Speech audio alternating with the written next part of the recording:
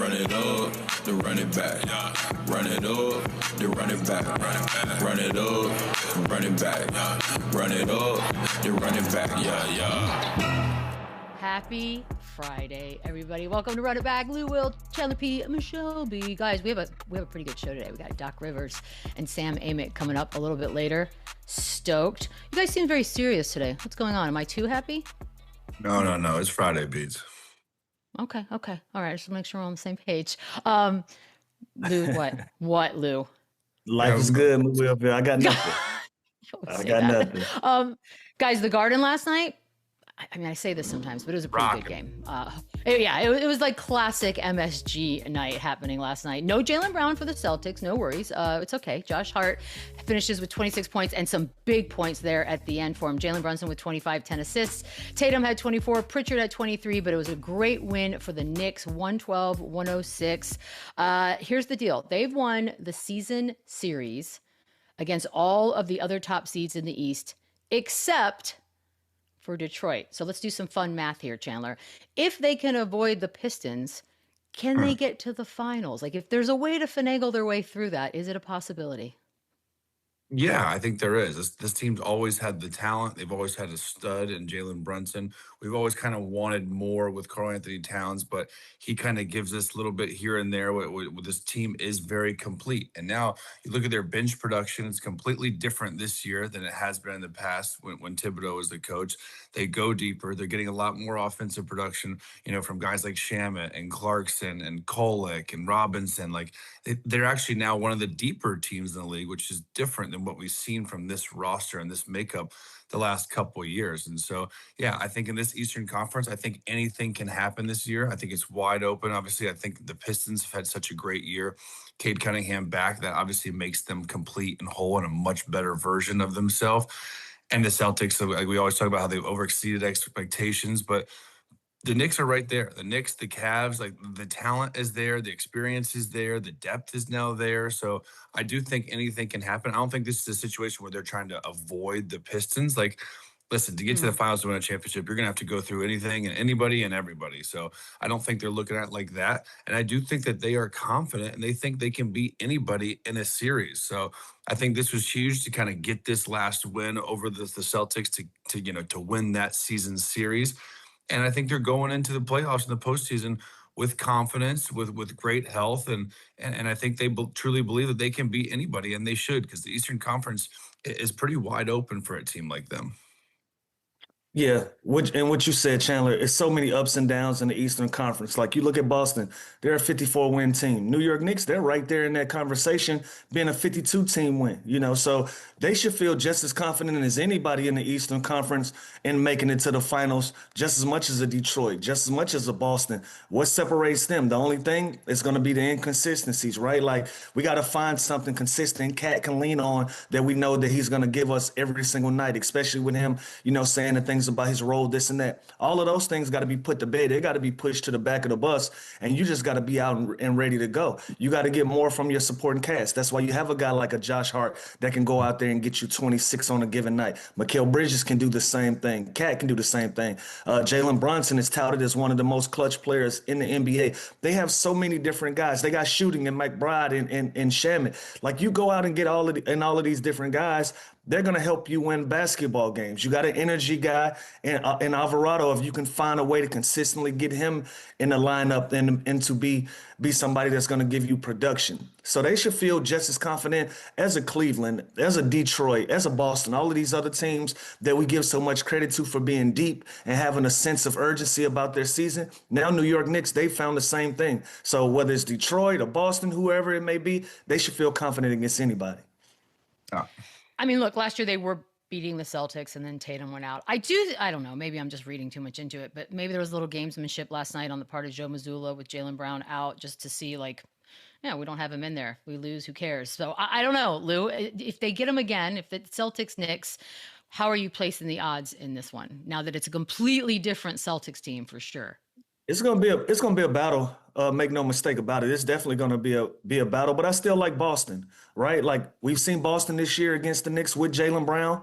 without Jason Tatum. Then we've seen the Boston Celtics with Jason Tatum without Jaylen Brown, so we haven't seen the totality of this team against the New York Knicks to really see how these two teams level up. But both of them should be confident. I just pointed out, one is a 54-win team, one is a 52-win team.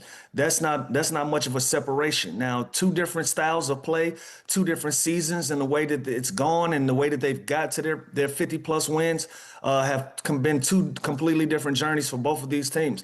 But I think they can play well against the Boston Celtics if they can do what they did last night, get a lot of production from 4 or 5 different guys, shrink down your lineup, and have a more concentrated idea of how you want to attack the Boston Celtics on both the offense and the defensive end.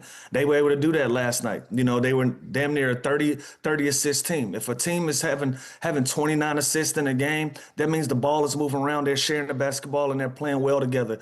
Going into the postseason, you want a team that's going to be connected, that's going to share the basketball, and that's going to give them an opportunity to win against anybody. Yeah, this series would be awesome. Obviously, there's history here. There's a bit of there's a lot of tradition when you look at both these franchises. MSG was absolutely rocking. It felt like a playoff environment last night. Obviously, this is a different team when you put in an MVP, a first-team NBA guy, Jaylen Brown, in this game. And I think it was smart by Missoula, right? Like, Jason Tatum has missed time. This is where he hurt his Achilles. This was a big monument for him to kind of get over and play. And why not let him kind of be the focal point of the offense? Let him get his feet wet as that number one option without Jaylen Brown in the lineup, and let him go and take, 22 shots and let him play 39 minutes. Like, I love this going into the postseason. Jaylen Brown, I don't think his Achilles is that serious, knock on wood. And I would trust that he plays tonight, hosting New Orleans, and Jason Tatum doesn't. I think strategically, brilliant. That was a smart play. Neither of them really have to play tonight either. It's not like New Orleans is trying to win, but I think this would be a hell of a series. I'd have to give the edge to the Boston Celtics. I think when they're fully loaded, this is just a better basketball team. But the Knicks still should be very confident going into the series. Jalen Brunson had his way in pick and roll last night. Like, Boston has to figure out something with Kata in that pick and roll, because whatever they did last night was not going to work. Jalen Brunson just had a field day picking their defense apart. But this will be a hell of a series. I think it goes 6-7, but I'd have to give Boston the advantage, especially if my boy Baylor Shireman shows out like he did last night. Because, my goodness, what a coming out X party factor. for the kid.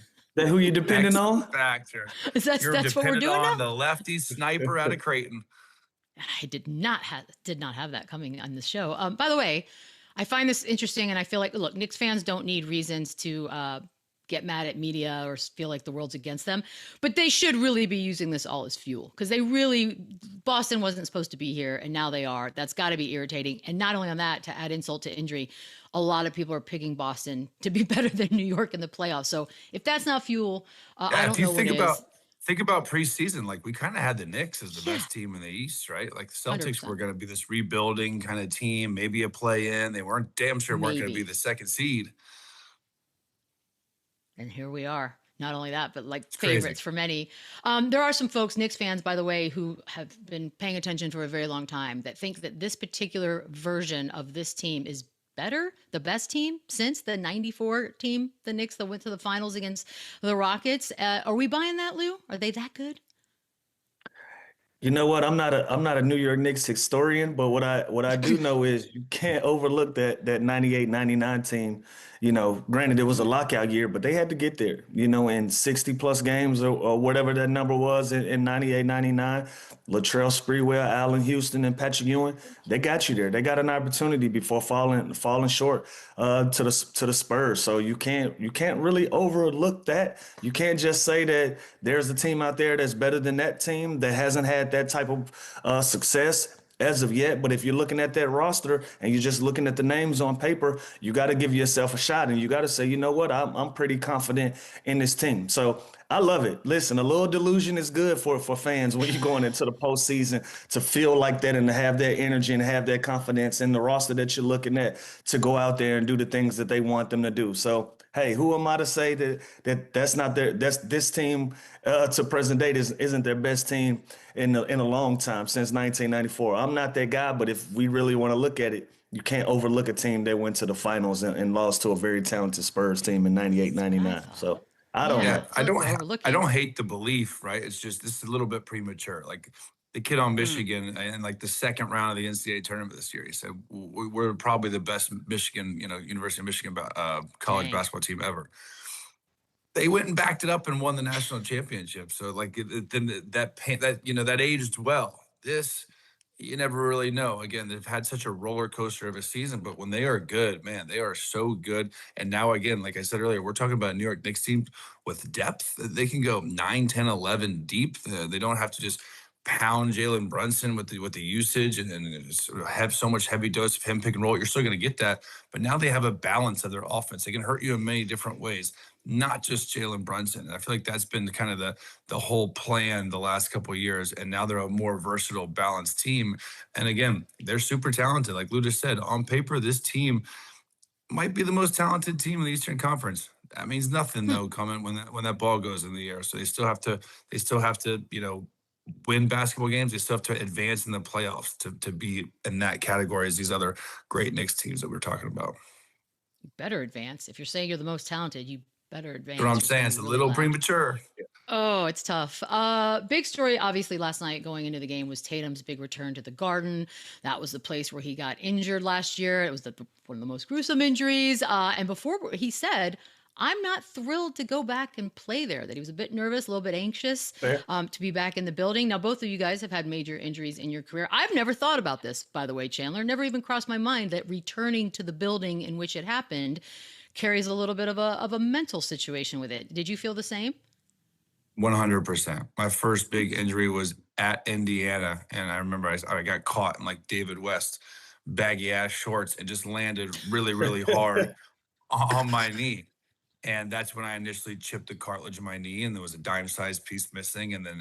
But I remember every time after that, I went back to that arena. It was a little heebie-jeebies. Like, it was just a little uneasy because I knew that's kind of where I had a major injury. I knew exactly on the floor where I had taken the fall. So you definitely have that in the back of your mind going into that. And to top this off, even with him, this is MSG. This is the Mecca. So this is a place that you want to play in. This is the most exciting place to play in. This is the most historic, arena that you get to play in as a professional basketball player. So you're not going to shy away from that, but there's definitely a mental aspect of, okay, this is where it happened. It's almost like an overcoming my fear situation, to be able to do that. And the fact that he did go out there and was super aggressive and had 24 and 13 and 8 and wasn't the most efficient game of his season, of his comeback. But this was a huge step, I think, just personally and individually for Jason Tatum to kind of overcome that and know. And he had some falls last night that I held my breath. Like when he hit the deck later in the game last night, I didn't love it. But the fact that he did go in there and they put themselves in a chance to win the game and could have won the game, and he played great, I think this is a big, big step for Jason Tatum and kind of his return, his comeback. It's always that mental roadblock, man, when you go back to the scene of the crime. And I tore my ACL in Barclays Center in Brooklyn. That was somewhere that I was looking forward to playing. It was new at that time. It was fresh. It had a lot of energy. I wanted to make my mark. I wanted to make a statement in the Barclays, and I did that for sure. I tore my ACL right in front of those people. And then that following year, when you return, you have so many different emotions. You got nerves, you're anxious, you wondering, am I going to tear it again? Is it the floor? Is it the building? Do I got bad energy in here? So many different things that you're weighing out. And the only way you get over it is if you go out there and just compete and be free and give yourself a chance just to go out there and play worry-free basketball. And that's what I was able to do after that first one. Once you kind of get over that initial shell shock and that PTSD of what happened, my injury was non-contact. I tore my ACL by myself on a breakaway layup after stealing the ball. So, you talk about getting a steal in that building and being worried about what's going to happen on a fast break and all of those things. That's everything that Jason Tatum had to work through last night. So he might not have had his most efficient shot because his mind was probably all over the place. But the fact that he went out there and at least tried to do it, giving himself 22 opportunities to try to bury the Knicks in their building, that tells you that he's confident enough to go out there and put that behind him. I'm sure that he'll respond well, especially in a playoff setting. If it comes to that, he'll respond even better the next time he's in the Garden. But to get over that first initial one, that's always usually the hardest game to play in from somewhere that you tear your ACL for sure, or any major injury like Tatum and his Achilles. Oh, makes sense. Yeah. And then it's just a little bit easier each time after that. By the way, Lou, were you surprised at the ovation that Tatum got in the lineup Not call? at Like all. it was Not nice. at all. Yeah, the Knicks, they can be a harsh fan base, but they also just respect really good basketball and they respect great players on their floor. Every once in a while, you might get a ooh and a ah or a cheer for just making a good play. So, these are people who understand the game. They respect the game. They'll give you a hard time, but it's also boundaries to it because they have a long line of just being great fans and having a great atmosphere for a good basketball team. So very classy of the New York Knicks fan base to give him a good standing ovation. And then once the ball go up and you tip in, now we're back to a competitive atmosphere where we're against you. But I love to see that. That was very classy of the New York Knicks fans. Yeah, and the Knicks fans might be more ruthless with their own, right? They might be Yeah. more frustrated with Karl Anthony Towns It's fair. and players that they see every single night that they have higher expectations for. So I'm with Lou here. I love the fact that they can be unruly and they can be loud and obnoxious. That's what makes them them. And honestly, that's what makes it so much fun playing against this team in that city, in that arena. So I respect it. I love the fact that they showed love to a guy who is an all NBA, all world, multiple all-star type player in this league who got hurt on this court. Like I thought that was a real sign of class, which you don't usually say for the Knicks fans, but this was really awesome to see that they at least show an appreciation and respect towards a great NBA player, that they know the ride he's been on, and this return was again a big notch under his belt to come back into that building where it all went down. So hats off to the Knicks fans. That was a nice touch. I mean, Knicks fans are basketball purists. Like they Yeah, they're live pretty and breathe honest. that. So They're there's a pretty respect. honest, Yeah. pure fans. Yeah. So you guys are going to hear from them today because of your Boston pick. But either way, like they are purists of loving that game. By the way, Ramona Shelburne asked Jaylen Brown if he believes he's the MVP. I kind of like the quote. I think he said analytically, probably not, but the analytics don't quantify who I am and who my spirit is. Lou, what do you make of that Yeah. answer? I feel him, and this is where we are in sports today. Like you got analytics people, you got numbers Mhm. people, and then you have vibe check people that look at the game and can visually see the impact that you're having on a team. It might not be the gaudy numbers, it might not jump off the paper, but you can look at that basketball game and you can see the imprint and the footprint that you're putting on the game and what you're doing for your team, enable for them to win basketball games and enable for you to have success as an individual. So that's what Jaylen Brown is speaking to. There are people that's not going to look at the games. They're not going to look at Shea. They're not going to look at Wemby. They're not going to look at JB. They're going to look at the numbers. They're going to look on the paper. They're going to look at the percentages. They're going to look at your plus minus. They're going to look at your winning percent. They're going to look at all of those things that's on paper. And they're going to say, X, Y, and Z is having a better year than Jaylen Brown based on the numbers.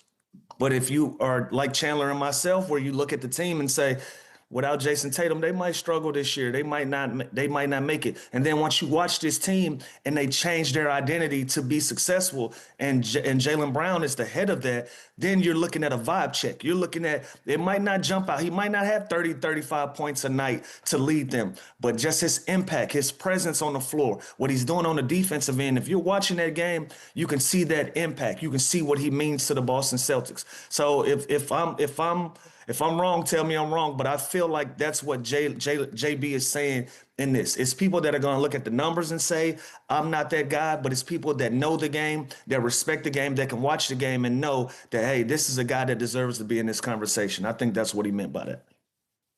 It's a good answer. I like the answer. It's different too, by the way. Guys, we got to take a quick break. Why? Because Doc Rivers is standing Coach. by. We will talk There he to is. the coach, Yeah, coach in the on building. the other side. Uh-oh. Running back, yeah. I need my banner in the rafters. Put me in the Hall of Fame. Going out a legend in the end, I'll still be repping. Basketball Hall of Fame, Doc Rivers. Hall of Fame. We got a Yeah. baby Lou in there as well. What's up, Doc? How are you? Young bouncy Doc. I don't know about Baby Lou. That was Yeah, I was pretty That was- old when I got to you, Doc. You look like a baby now. It doesn't even make sense to anybody I involved. agree with How that. are you, sir? It's been a long time. How are you doing? it's been great, guys. Things are good. I mean, you've seen the great season we've had. Things have been just wonderful. Yeah, we'll get to that.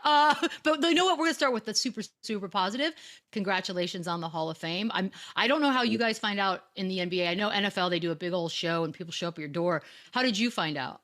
Yeah, they give you a window that they may call, and if you don't get the call, it's not a good thing.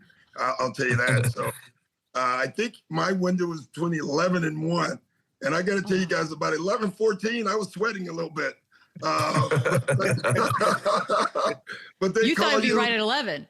Yeah, you know what's funny, Michelle? They call, but I have my phone blocked unless I have you saved. So I didn't answer the phone. And then I get a text, hey, we need you to answer the phone. It's somebody from the Hall. It was a cool call, I got to tell you. Yeah, it was emotional when you get the call because they get right into it. They congratulate you as the president of the Hall. And it's a call that every coach or player wants to get. Were you cool, calm, collected? Or did you get actually emotional on the phone with the guy? Lou, I don't ever get emotional. Do I, Lou? Yeah, I was emotional. I was very emotional. I was emotional more when I called my brother, honestly, because I called my brother first call, and I've told the story, and he was golfing, and right when I told him, he started crying, and he goes away from the phone because he starts talking about my parents who are no longer with us. And some stranger picked the phone up because my brother walked away from the phone and asked if everything was okay. Because if you were looking at that, you thought he had gotten a bad call. And then when I told him what had happened, then he started celebrating. So I'm celebrating with a stranger on the phone about being on the Hall. Yeah. Well, awesome. Congratulations, Coach. Much deserved, and I'm happy for you and everything that you've been able to accomplish. But I want to ask you about your current team. Bobby Portis, he's been a regular on the show. Yeah. And every time he comes on the show, yeah, he's been as positive as he possibly can with the roller coaster season that you guys have been having. But give us some dirt on Bobby. How has he been for the locker room and for the morale of the group? He's been amazing. Bobby is, Lou, I always talk about like having, champions in the locker room, guys that, I use this line, character is not when everybody's in the room together. Character is when you walk out of the room and the same things have been said.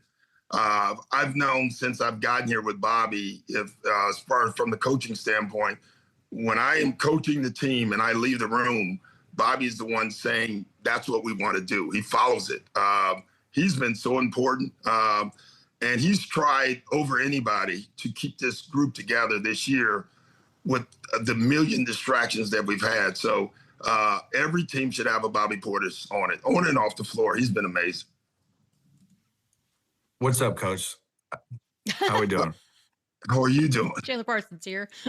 First of all, I just want to tell you congrats on the Hall of Fame. Many people don't know this. Doc, I never played for Doc, but I know Doc very, very well just growing up in Orlando. I was always close to this family. And so very big congrats to you, Doc. Can't wait to see you on the golf course this summer. We got to talk about the Bucs season. You already kind of alluded to it, how it went. You've been a head coach for over 25 years in this league. Is this one of the more or the most frustrating season that you've ever been a part of? Yeah, it's right up there. It's right up there. I didn't know this until someone told me a couple of weeks ago. For me personally, it's my first losing season in 20 seasons. I've had 20 seasons in a row over 500, which is an amazing streak. I just didn't know it. And it doesn't mean a lot. It just means you're winning a lot. But it started early, all the rumors and is Giannis going to stay? Giannis not going to stay? And then the injuries. And then, honestly, like trying to keep this locker room together has been very difficult. You guys have been in locker rooms, and when you can't get everyone to buy into the cause, it's hard. And they're making an excuse for them. I get it too. Like, and one of the areas I thought I kind of didn't see as much as I should have is that all the rumors about is your best player here or not, it affected our locker room. It definitely did. And that's tough to hold together. Yeah.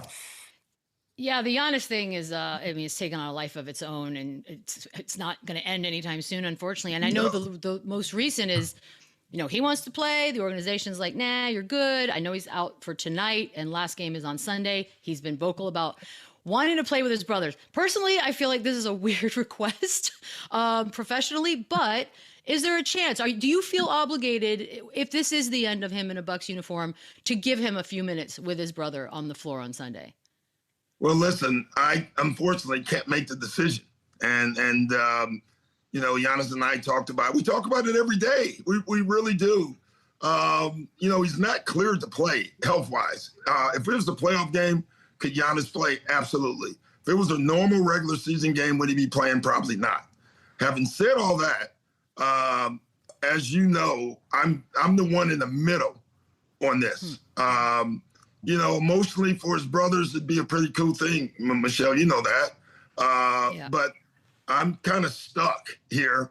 And so I've decided I'm going to keep talking to Giannis, but I'm just going to stay out of the decision-making process of that. I do have my opinions. I've told Giannis them on and on. Like, for his health, do I think he should play? I really don't. I think for the other part, yeah. I mean, if you had two brothers on the floor, you would absolutely want to play with them. So I get both sides of it. Yeah. Tell me what's that like? Because Doc, you've been in a unique situation where you've coached your son, but now you're coaching three brothers. How unique of an experience is that? I've had too many experiences in the NBA. Think about this. I've coached my son, which was hard because I needed Austin to be the best player or the worst player, and he was right in the middle. That's hard. I've coached my son-in-law. People forget that. And so on the eve that we were going to trade Seth to Brooklyn, where we didn't know we were going to trade him, now I get a call from my daughter, and she basically says, cut the crap. What's going on right here? And I have to try to explain to her that I'm not sure. And she's like, I don't believe you. Like, she's screaming at me on the phone. And then, and then I think I'm going to take this Milwaukee job. We got Dame. It's a great shot. And then I get three brothers together. And so I'm right back to the family thing. So this one's not been as hard because, and to be brutally honest, Thanasis and Alex aren't playing a lot. So it's not as hard. It would be brutal if they were like in the middle of the pack again, where then it's hard, man, because anytime, like even with Austin, I felt like anytime you played them, the guys right in front of them felt threatened. The guys right behind them felt they should play. And it gave them an excuse to say, well, I should be playing. This one's not that hard, except for this part. This is a mess right now with just dealing with that kind of stuff.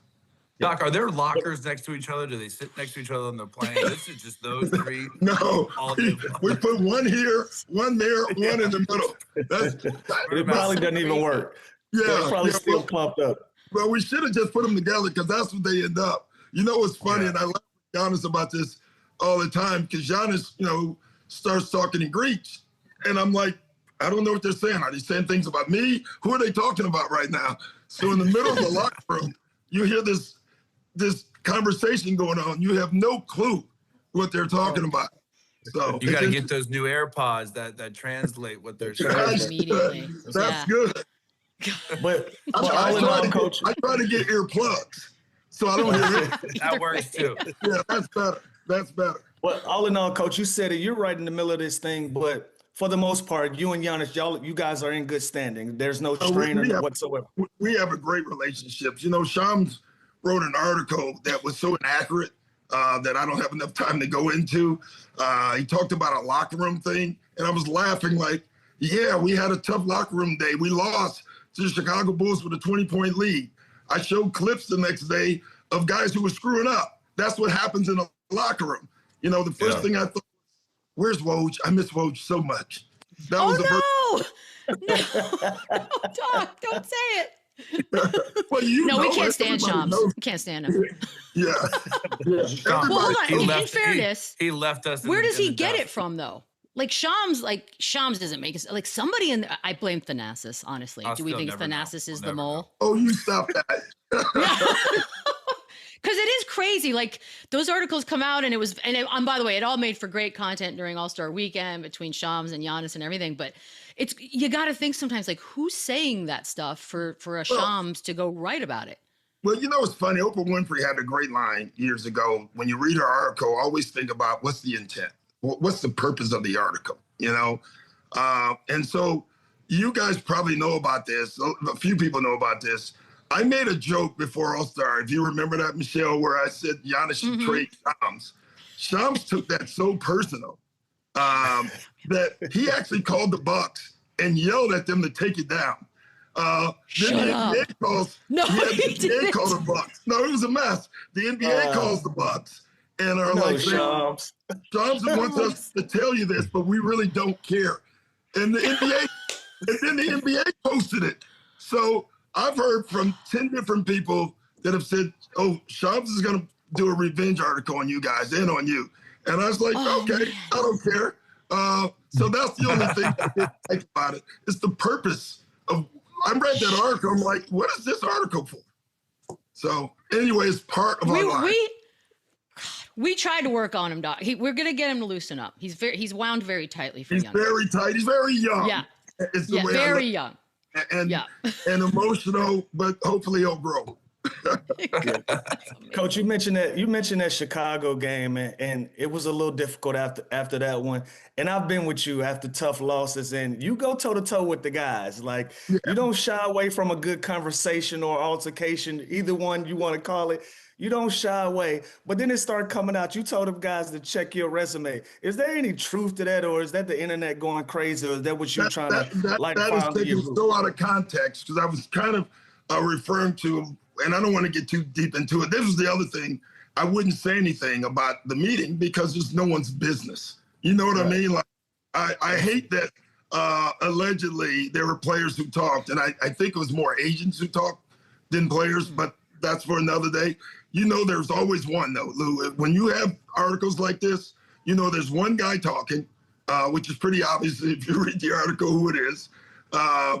But, it was taken out of context to what I was trying to say. I had a guy that kept talking about his stats. And so I was basically saying the same thing. Well, I have stats, too, Right. Yeah. So it was more taken out of context of what was said. But they could look it up. It sounds cool though, Doc. It does sound cool. It's like a Google me. It's like a Google me moment. Well, that's what the reference was from the Indiana coach. So I love that. It was more of a confident, like, I got stats too. It's like when my man. It's like when my man David Fisdale, Doc, told Mark Gasol, you got a EuroLeague championship. I got an NBA championship. Yeah, exactly that. Out of that too. Exactly that. By the way, how close did it get? I mean, obviously on the outside looking in, it was very loud out here about trade deadline and whether Giannis was going to be a Bucker. It really? No, that's the point. That's where, like, if you read all this stuff, and I hate to keep throwing Shams under the bus, but that's what he was upset at. The deadline, it was nowhere near that we were about to do anything. And that was, for me as a coach, it was so, like, it bothered me because I know what was going on. With their talk, absolutely. So everyone got that part right. Were we close to pulling the trigger? No, we were not. Yeah. Do you think it's reparable? Do you think that not you personally, but the organization and Giannis, like, is it fixable at this point? How do you feel about it? Yeah, personally? I hope so. They've had so much good together.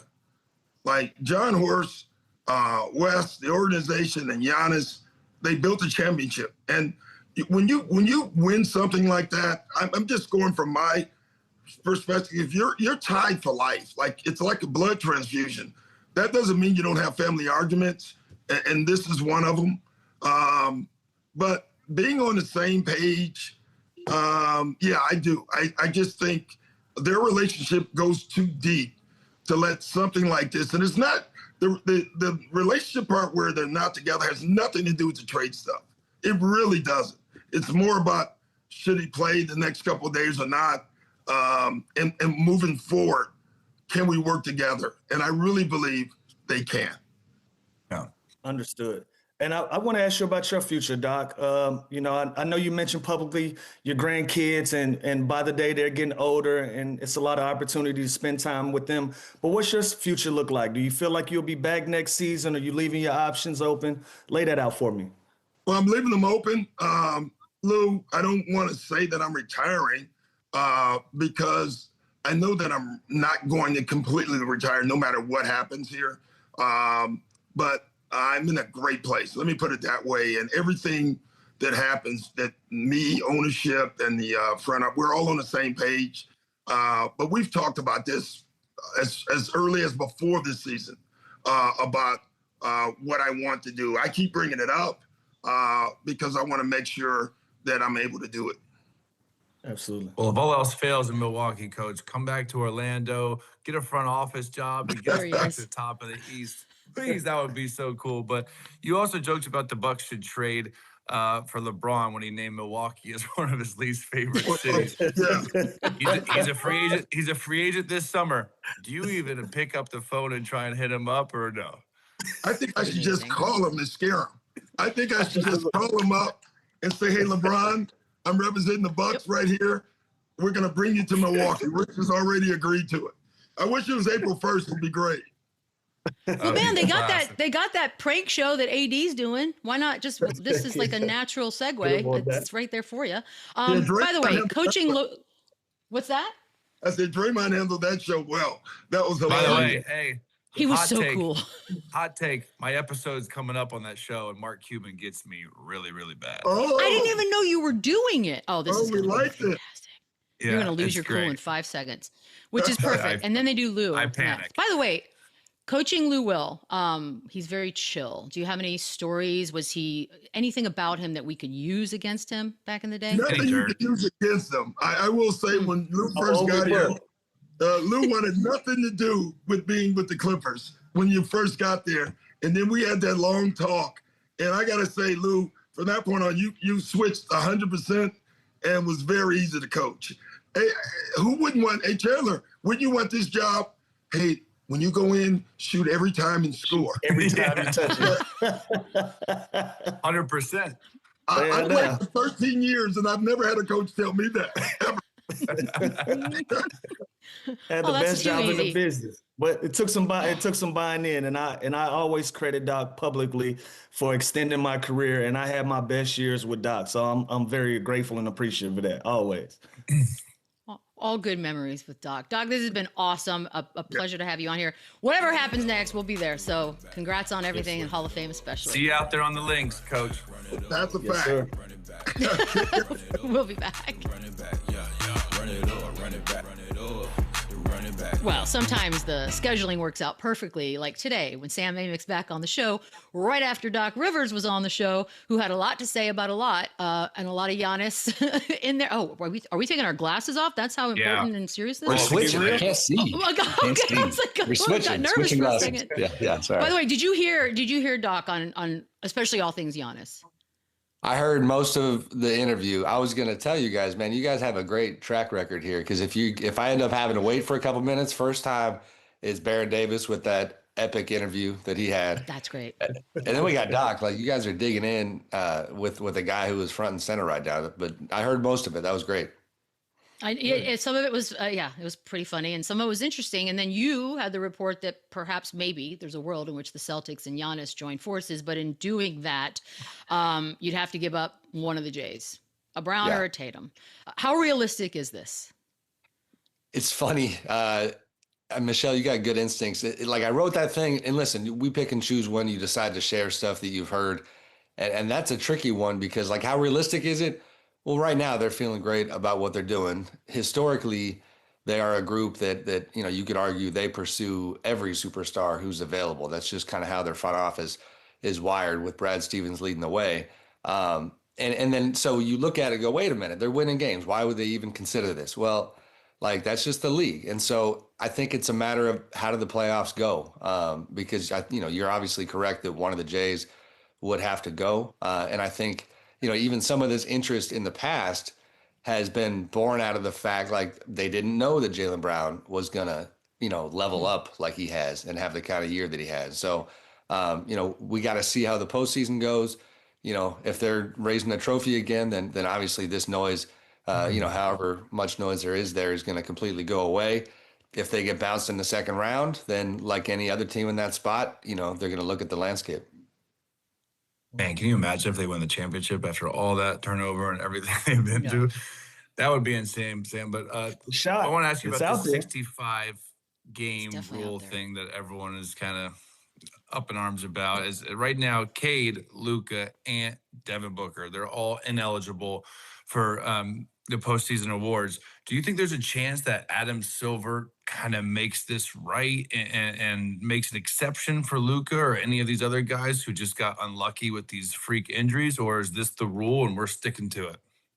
I mean, Chandler, so far, Adam's tone has been like borderline defiant. The Players Union puts out the statement about Cade and how it's not right that he's going to miss out here. Adam Silver, and that statement was intentionally timed because the union knew that Adam was doing media the next day. So then Adam at Board of Governors, when he gets asked about it, and him, he's usually pretty diplomatic, but I thought his answer was pretty on the nose and pretty direct, where he just flat out said, I'm paraphrasing, but one player does not justify changing the rule. Now, when he said that, obviously for me, it didn't land real well. It's like, shoot, Adam, we're talking about potentially a bunch of players. So I don't know if his view has evolved. I do think we could see individual exceptions being made. Luka in particular is a pretty unique and interesting one when you talk about his choice to go be there for the birth of his child and to miss 2 games and the optics of the NBA saying, man, this is what you get for being a good dad, no MVP candidacy for you. They could make an exception there, but bigger picture, at least for now, I think they're sticking to their guns when it comes to the 65 game rule. And by the way, we had Mannix on the show earlier this week. He kind of gave us a little sneak peek because he has a vote just like you do. Have you made your decision on MVP Rookie of the Year, or is the last 2 games matter at all? I mean, it's not about the last 2 games matter. I mean, first of all, whatever Mannix says, I'll do the opposite. That's my general rule. But it's, Rookie of the Year, I'm definitely leaning towards Khan. I mean, Cooper's, furious finish was incredible, but leaning pretty heavily towards Khan on rookie. MVP, I gotta dig in deeper over the weekend. It's not about the last 2 games. It's kind of just about, you do this combination of trying to look at the numbers and get deep on that front, to talk to people around the league who you respect, talk to people in our industry. And you're always doing that, but there's kind of a final chapter where you just want to feel good about the choice that you make. I will say, if I end up picking Shea, the part that I like is that, for all the conversation around him in terms of free throw merchant and this and that, I love the fact that he has been so great that it has, in my opinion, it's gone past all that. He has been so dynamic, so entertaining. These big games against other MVP candidates, other than Wemby, that's the one guy who got him most of the time. Shea has been showing out. The game against Denver where he's hitting 2 game winners basically. So looking at Shea hard, but Wemby and Joker both have great cases. So I got to make a final call here. Oof, tough year to have a vote. It's a great year to have a vote. You get to really, it's juicy. It's a good weekend. Yeah. We'll give you the weekend to mull it all over. Sam, let me ask you about Steph Curry. Finally back in the lineup after missing 27 games with his knee injury. And you wrote that it was silly for Golden State to sit Steph Curry in an effort to tank. Do you have any insight on how the Warriors plan on maximizing, the twilight years of his career? I mean, they're still trying. I mean, I feel like, to quickly hit this part, as I sit here talking to 2 guys who did it at a high level for a long time, I got a soft spot for players who can play getting shelved, and even to hear Doc talk about the Giannis situation was kind of painful because, like he said, it's not his call. But, when he says publicly that if it was a playoff game, Giannis could play, I'm sitting there going, okay, then that's enough. Just play him in the final game. You know what I mean? And so with Steph, I always thought it was crazy that people talked about sitting him. And then you saw what he did against Houston in his first game back. And no matter what they do the rest of the year, those Warriors fans who pay a lot of money to be there and the people who follow them, they got they got to show for that night. So now, to your question, it becomes, how do you maximize this show? How do you, extend this runway? There's not a real specific answer other than they got to figure out Draymond's free agency. They got to figure out Kristaps is for free agency. To a lesser degree, they got Podziemski extension eligible, Steve Kerr's contract to figure out. It is starting to definitely sound like, the likelihood is that Steve is back. So beyond that business, it's, can we go ahead and get back in on Giannis? Can we call the Clippers again about Kawhi? Are we going to flirt with the LeBron thing? So a lot in front of them. Mike Dunleavy, the head of their front office, tough job this summer, but they're obviously going to try to push it forward here. I'll keep going with the LeBron thing because, it was a span of a Monday. We're talking about the Lakers might upset the Western Conference and surprise some folks, to the following Monday in which they're absolutely decimated. No Austin Reeves, no Luka. So I don't know if that changed sort of the trajectory of what LeBron was going to end up doing. Is there a chance now he does stay in Los Angeles? Does it make it even more of a chance that he leaves? Like, do we know if he's leaning one way or the other? I don't. I went down to that Warriors-Lakers game last night, said hello to the old man who's still doing it at a high level. It's funny, like Rich Paul was at the Masters tournament, and so as LeBron's coming through the locker room, I said, man, Rich gets to go to Masters and you got to work. And he kind of laughed like, yeah, that's how it is. But it was like this funny moment that had me thinking, this is where he's at right now career-wise. Like whenever he says the word, he could be the one at Masters. He could hang it up. And so, but with this Lakers thing, and you're hitting the nail on the head, Michelle, is it potentially it has changed the dynamics and maybe changed what he ends up doing. Because a couple months ago, it felt like it was already, unofficially settled that his Lakers era was over. The mood was bad enough. Obviously, stuff in the media about the relationship dynamics being fairly negative. So you start hearing Cleveland, Golden State. Now you got to take a step back and say, okay, he showed his worth again with the Lakers. He's shown, more importantly, a genuine willingness to take a third option role and to thrive in it, and to have that flexibility. Oh, Luka and Austin get hurt. And it's one game, but let me lead the way against the Warriors and almost have a triple double and be that guy. The contract stuff, though, is what I think even us who cover the league are not spending enough time analyzing, meaning Cleveland and Golden State, you're not even just talking about a pay cut. You're talking about a massive pay cut and maybe a minimum contract. And so people kind of have reminded me recently, like, are you crazy? Like, the dude's going to leave his family in LA, go play on that kind of a deal. There's a lot of people who think there's no way that's happening. So then the question becomes, where, do the Lakers want him back? And to be honest, like, what does Luka think? This is his franchise now. And what does that contract look like potentially? So we'll see. No clarity, but interesting dynamics for sure. Sam, I want to get this in. I know we're tight on time, but you were critical of Bam's 83-point game, and you even felt like he should have been pulled out of respect for Kobe Bryant, and you got some pushback for that. And now that some time has passed, has your opinion changed on that at all, or what was your thought process in that? No, it's funny, Lou. Like, for as much smoke as I got on that column, like normally, like, you might be like, damn, I'm getting killed here. Like, I've never cared less about people being mad about it. Like, it is just because as I am a fan of the game. So if I'm going to write my opinion, and I'm going to tell you that when I watch that performance, and it's nothing, I like Bam. I've always enjoyed dealing with Bam.